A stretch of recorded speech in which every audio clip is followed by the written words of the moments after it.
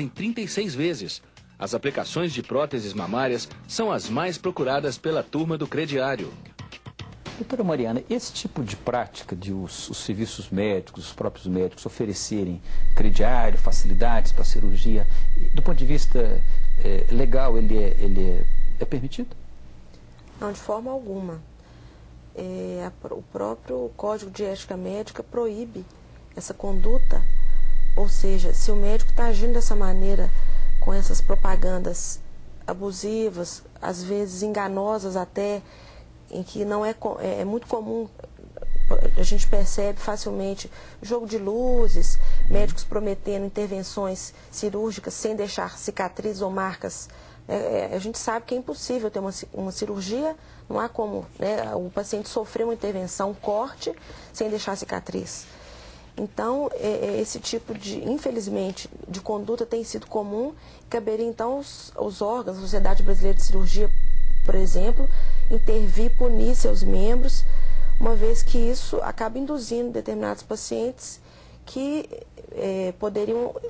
Gera uma expectativa que... escolher e não fazer aquela cirurgia caso tomasse conhecimento com antecedência de todos os riscos que envolve. Essa promessa de resultado, ela é temerária, é um abuso de poder. Perfeito. Isso tem que ser coibido. Tem que ser coibido. O erro médico ocorre por displicência, por incompetência, ou é uma falha do sistema? E quanto ao comportamento entre os médicos, você acha que existe corporativismo entre eles? Nós vamos conversar sobre esses assuntos depois do intervalo. É um minuto só.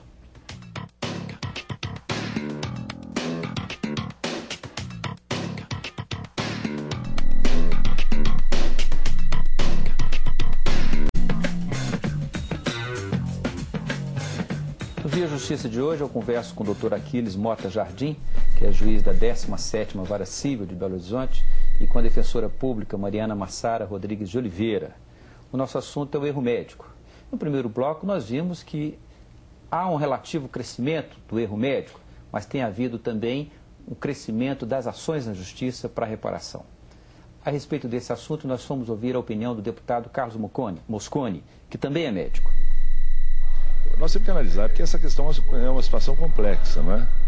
E os conselhos regionais de medicina, o Conselho Federal de Medicina, têm sido ativos nessa questão de proteção, vamos dizer assim, da profissão, né, como um todo, não é? Porque muitas vezes a profissão tem que ser, a forma de exercer a profissão é que muitas vezes não está correta. Quer dizer, o sistema, muitas vezes, predispõe a algumas falhas. Compreende? O sistema tem problemas, muitas vezes, também tem que ser analisado sobre essa ótica. Nós estamos vendo hoje, de uma forma crescente, a insegurança de profissionais médicos nos postos de saúde. Nós vimos agora há poucos dias, por exemplo, um médico sendo um perito médico do INSS sendo assassinado lá na cidade de, me parece, de Patrocínio. Então essas questões também têm que ser analisadas dentro dessa ótica, compreendeu? Mas na realidade eu defendo que quando há o erro médico, eu acho que aí sim tem que haver naturalmente a punição, não é? E a sociedade tem que ser protegida para que o atendimento seja feito de uma forma adequada. Doutor Aquiles, o deputado Carlos Mosconi é um médico com uma militância longa na área pública da medicina, e ele toca nessa questão do sistema. Qual o peso que o sistema tem na decisão, na definição do juiz a respeito desses casos? Como é que o senhor encara essa questão? Sem dúvida que isso aí, não sei se tem interesse jornalístico, às vezes é complicado isso ver isso, porque o judiciário tem que ter uma posição de equilíbrio, essa que é a questão, né? A posição do juiz é a posição de equilíbrio.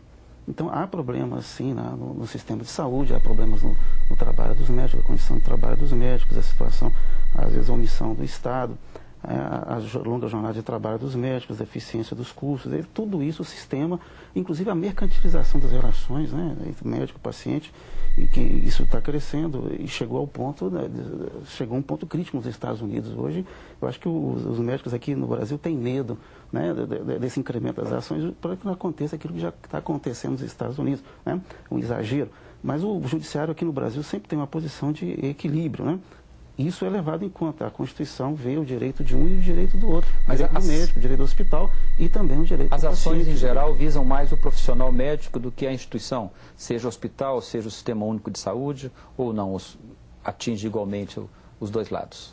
Existe uma distribuição aí equilibrada, né? Há ações contra médicos exclusivamente, mas há também ações contra hospitais. Há ações, é possível, né, o cidadão acionar ao mesmo tempo o hospital, acionar o médico, e em alguns casos também o poder público é acionado, as varas também de fazenda pública tem também ações, né, de cidadãos contra, inclusive invocando falhas no sistema público. Sem dúvida. Doutora Mariana, isso que é comumente chamado de erro médico, nem sempre é erro propriamente médico, né? Tem os serviços auxiliares, o próprio hospital, o próprio sistema.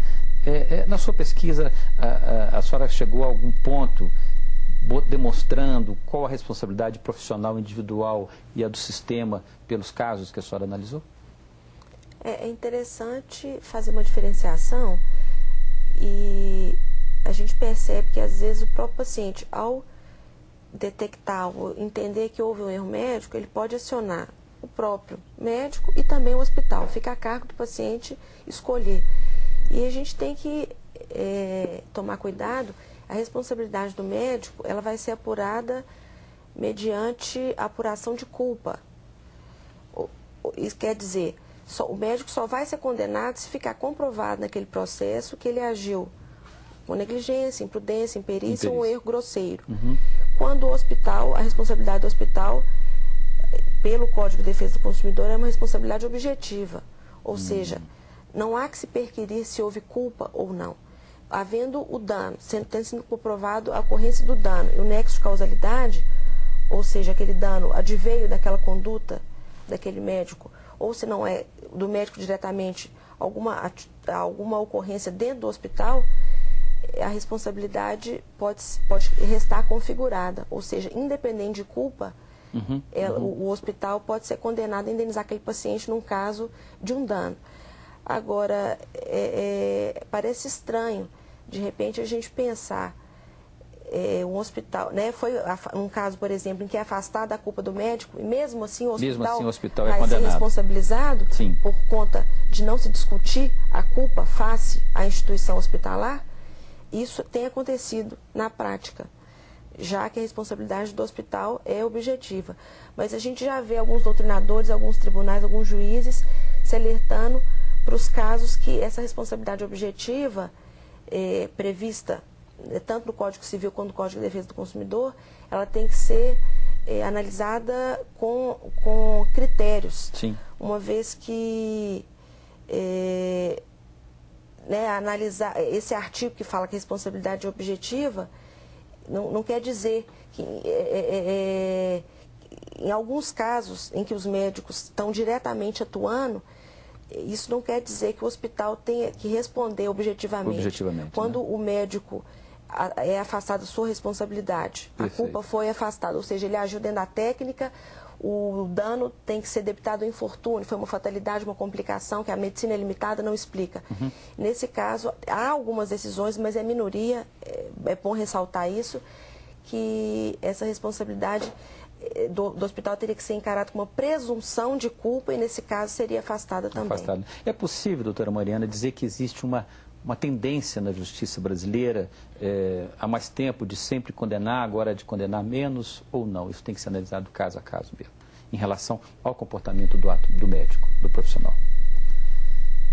A tendência que tem, entendo que não em relação às condenações dos profissionais. O que a gente vê muito se discutir atualmente é a questão da inversão do ônus da prova. Essa sim é uma faculdade, é um direito do consumidor, uma faculdade, o juiz vai inverter o ônus se ele entender que, naquele caso, são requisitos que a lei prevê, se os requisitos estiverem presentes e, no caso, a inversão, no caso de erro médico, é justamente pela dificuldade do paciente que não conhece a técnica da ciência médica, então ele vai ter dificuldade em produzir aquela prova que, a princípio, o médico teria melhores condições de trazer aos autos os elementos, no caso técnicos, a respeito daquele procedimento cirúrgico. Então a gente vê uma tendência de se decretar a inversão de uma maneira, eu entendo que às vezes até excessiva.